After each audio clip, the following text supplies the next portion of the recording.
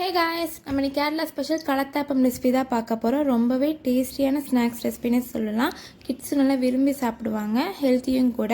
அதுக்கு ஒரு டம்ளர் பச்சரிசியை நான் 4 மணி நேரம் தண்ணியில் ஊற வச்சு அலசி தண்ணியை ஈர்த்து ஒரு மிக்சர் ஜாரில் சேர்த்துக்கிட்டேன்.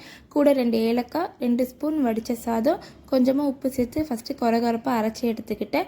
கூட 1.5 டம்ளர் தண்ணி சேர்த்து நல்லா நைஸ் பேஸ்ட்டாக அரைச்சி எடுத்துக்கிட்டு, ரொம்பவும் தண்ணியாக இருக்கக்கூடாது, ரொம்பவும் கெட்டியாக இருக்கக்கூடாது, இந்த பதத்தில் இருக்கணும். வெள்ளைப்பாகை காய்ச்சறதுக்காக 1 டம்ளர் பச்சரிசிக்கு 1.5 டம்ளர் பிடிச்ச வெல்லம் கரெக்டாக இருக்கும். கூட கொஞ்சமாக தண்ணி சேர்த்து நல்லா பாகு கன்சிஸ்டன்சிக்கு வந்ததுக்கப்புறம் எந்த ஒரு பதமும் தேவையில்லை. அதையும் இந்த மாவோடு சேர்த்து 1/2 டீஸ்பூன் பேக்கிங் சோடா சேர்த்து நல்லா கலந்து வச்சுக்கோங்க.